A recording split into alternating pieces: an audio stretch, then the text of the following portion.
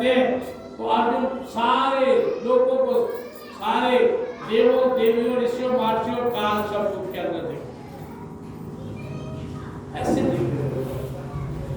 दुआ आगे भी करते हैं कि मैं सर्वज्ञेश्वर वज्रमामोनादि यो मामतिमनादिम च विति लोकमेश्वर असंपूर्ण समर्थेषु सर्वा परिप्रवृत्ति।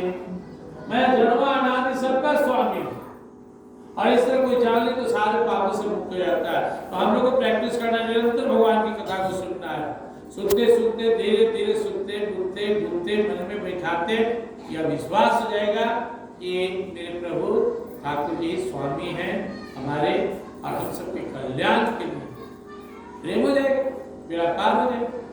निरंतर भगवान की कथा सुनना है, सत्संग बैठना है, भजन करना। कथा सुनने से हमारे मन में जो व्यथा है पीड़ा है संसार की मिट जाएगा, भगवान से प्रेम हो जाएगा। बार बार भगवान की कथा को सुनना है, दूसरे रू रमना है, घूमना है, मचता मत गल्परा नाम बुद्धंता परस्पर कच्चंता सब मामित जब तुष्यंति चर भक्ति चर। भगवान कहते मेरे भक्त को पूर्ण संतुष्टि परम संतुष्टि मेरी कथा सुनने में गुनने में चर्चा करने में।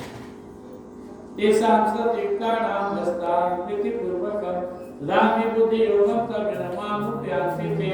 और ऐसे दिव्य भक्त पर कृपा करने के लिए मैं उनके अंदर में दिव्य बुद्धियों प्रज्वलित कर देता हूँ, उनका मन मुझ में ही लगा रहता है, फिर वो मुझसे दूर नहीं जाते, मुझ में उनका मन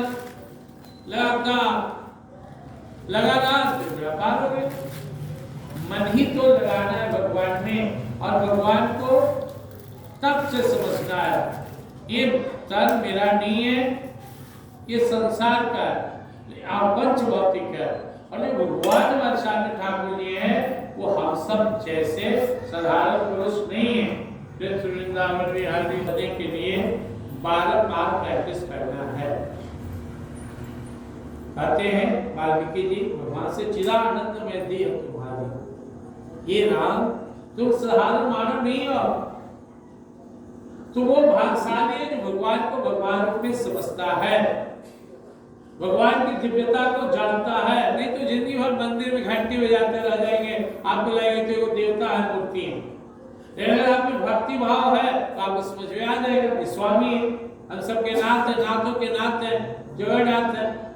समझ गए तो मेरा पार है, नहीं समझे अच्छा चंदन छिड़कते रहेंगे। समझना है भगवान के जन्म कर्म करें, जन्म और कर्म के रहस्य को समझो। जन्म कर्म चाहे दिव्यम, ये दिव्य है क्योंकि वो कण में तो कहीं भी ठाक भाव प्रकट हो जाएंगे, वहीं हमारा भाव जहाँ भगवान भाव से भगवान सुखदान करुणा भवन तन्ममता मधुमान भजे सदा सदा। इसलिए सत्संग भावना से करना है, केवल देह के परिजन होने से पूजा पाठ और सत्संग नहीं होता है। हमारा मन में लगे मैं वह मना था स्व मैं बुद्धि निवेश, मन बुद्धि लगाने क्या इस रहस्य को समझना है कि जो सारे जगत के स्वामी हैं, चराचर जगत के स्वामी हैं वो भगवान हमारे और वो हमारे लिए प्रकट होते हैं। इस रहस्य को ही समझना है, जन्म कर्म के रहस्य को जानना है। तो अगर इसको एक बार समझ लिए तो आपका गारंटी हो गया पुनर्जन्म। ये समझ लेना, जैसे भी समझ नहीं समझे पूजा पाठ करें तो कुछ तो लाभ होगा, गारंटी नहीं है। कितना है पूजा पाठ जब तक आप जो करने कर रहे, लेकिन ये गारंटी नहीं आपको मिल रहा है कि फिर हमारा जन्म हुआ कि नहीं होगा, अब भवसागर से छूटेंगे कि नहीं। अगर यह समझ ले हम उनका अंश है और वो कौन है,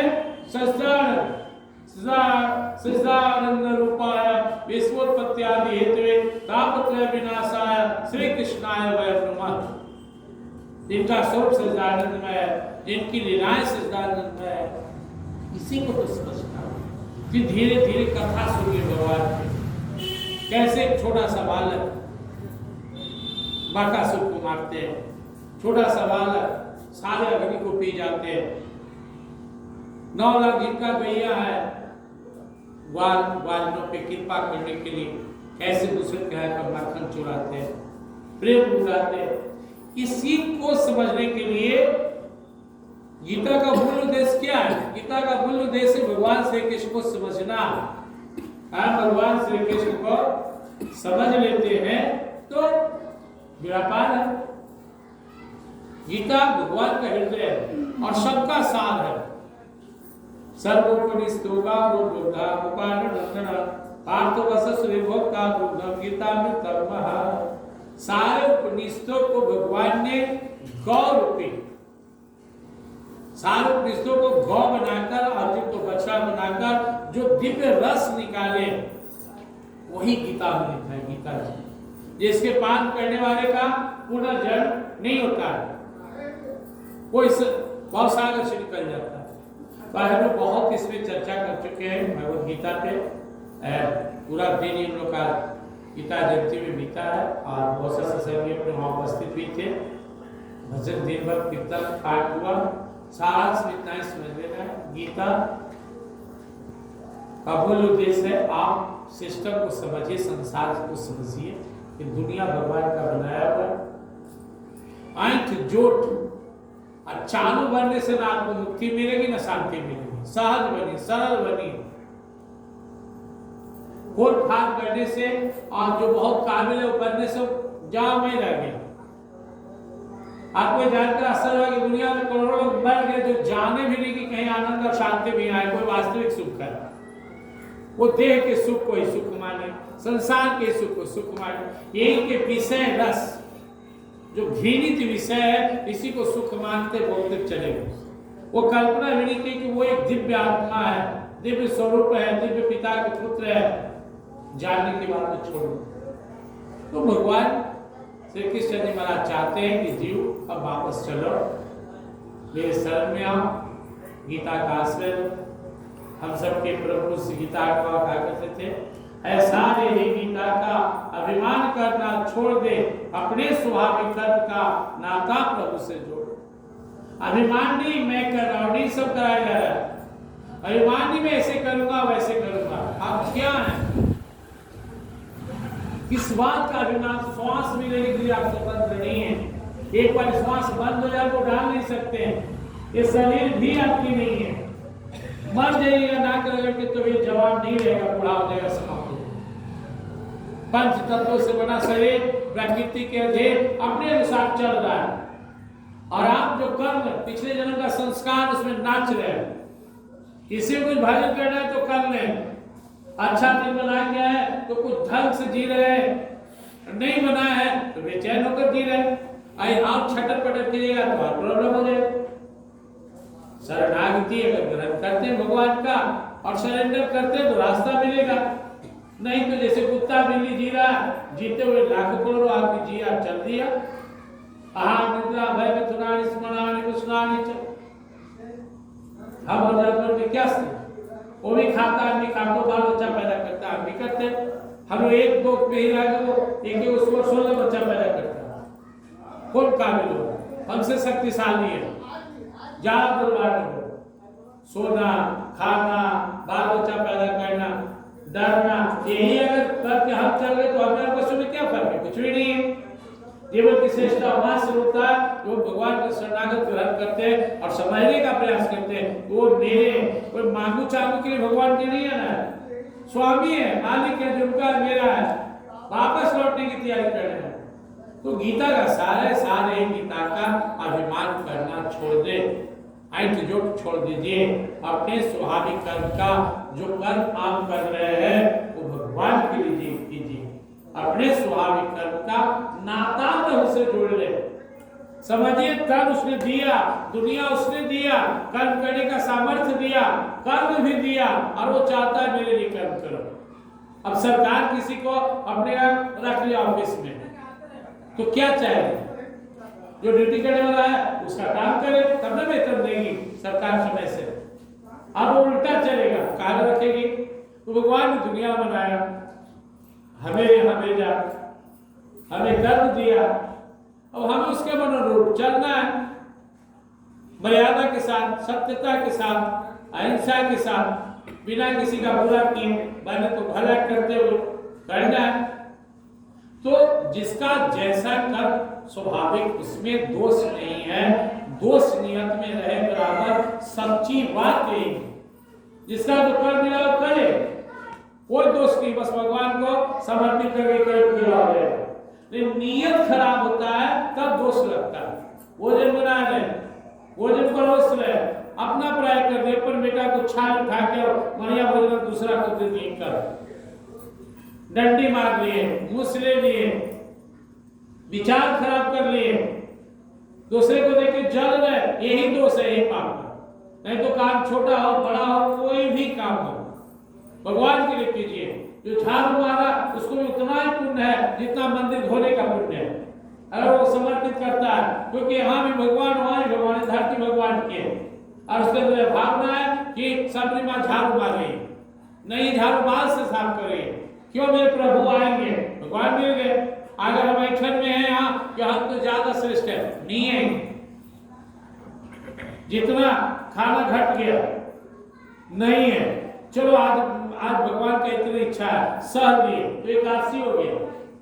आप दिन भर एकादशी सह के में इठन उठन चल रहे हैं, अहंकार में खत्म हो गया। 10 इंद्रिय एक मन, इसे बस में करना ही एकादशी है।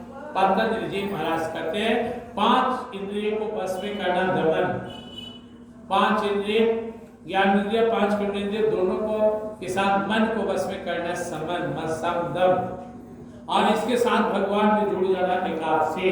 बुद्धि लगा देना, कथा सुनना, जाप करना द्वादशी, चित्त लगा देना, मगन हो जाना त्रयोदशी, अहंकार छोड़ देना मैं तुम्हारा हूं चतुर्दशी।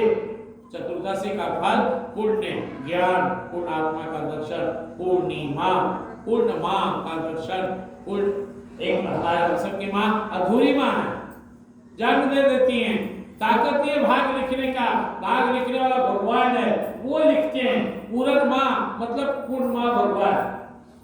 तो पूर्णिमा का दर्शन एकादशी में आके अटक गए, आगे बढ़े नहीं, न द्वादशी आया जीवन में, त्रयोदशी आया, न चतुर्दशी आया, न दर्शन।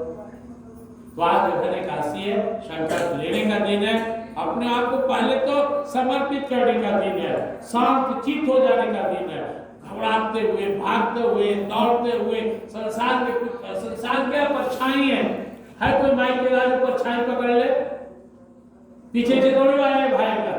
आज तो संसार किसी का नहीं बना, आपका होगा, हमारा होगा। आराम से रहिए, जो कर्म है कीजिए, भगवान पर निर्भर रहिए।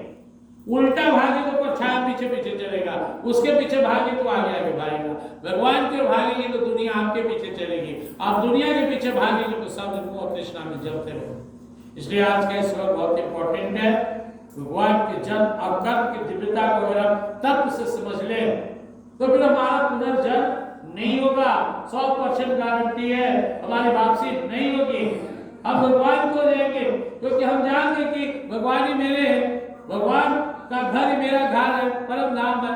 न तद्भासते सूर्यो न सनागुण पावका यद त्वाण निवर्तन्ते तद धाम परमम मम। जहाँ जाने के बाद वापसी न हो, जहाँ न सूर्य का प्रकाश होता है, न चंद्रमा का प्रकाश होता है, न जहाँ अग्नि प्रज्वलित हो सकता है, वो दिव्य धाम ही परम धाम है। जहाँ जाए कल्याण हो जाए। उसको प्राप्त करने के लिए आज हम गीता जयंती का कार्यक्रम मनाते हैं। आज का दिन अपने को याद करने का दिन है, मैं संसार का जीव नहीं हूँ, मैं भगवान का अंश हूँ। ऐसा जो न जन्म लेता है न मरता, जो सिर्फ परमानंद का हकदार है। न जायते मृते वा कदाचित् न भूत्वा भूतवा न भूया अजो नित्य शाश्वत पुराणो न हन्यते हन्यमाने शरीर बदलने वाला है, हम नहीं। इसलिए भगवान कहते हैं तुम मेरे हो। आज किसी देवी देवता और किसी का औकात नहीं कि कहा तुम मेरे हो, जैसे प्रभु ही कहते तुम मेरे हो, मेरे अंश हो। उमय वांसो जिन लोग के ये भूता सनातना मनसष्टानि इंद्रियाणि प्रकृति स्थानि करते। हम भजे ना भजे उनका थे हैं रहेंगे, तो नहीं भागेंगे तो भटकेंगे, भागेंगे तो निकल जाएंगे। ये भजन तुम भक्त्या मयते दुष्टाप्यम, शरण आए तो पाल है, नहीं तो जन्म लेते रहो, भटकते रहो। इसलिए समर्पण करना है भगवान के चरणों में। गीता माता से हम प्रार्थना करेंगे, सबको ज्ञान दे, सही पथ दे, हम सभी सही पथ पे बढ़े और इसी जन्म में प्रयास करें कि भगवान मिल जाए। भगवान तो मिलना चाह ही रहे, सबसे मिलना चाह रहे, हम ही मुंह मोड़े हुए हैं। हम अगर भगवान के सम्मुख हो जाए, शरणागति ग्रहण कर ले, तो फिर विलंब नहीं होगा। इसलिए अपने जीवन के परम जो लक्ष्य है उसे समझें। जीवन किस लिए मिला है इस रहस्य को समझें कि भगवान की प्राप्ति के लिए ये मानव तन मिला है। इसलिए समय निकाल के भगवान में लगाइए। और संसार में तो भगवान का ही है, जो कर्म करे भगवान के लिए कीजिए, भगवान का नाम लेकर कीजिए, भगवान को समर्पित करके कीजिए।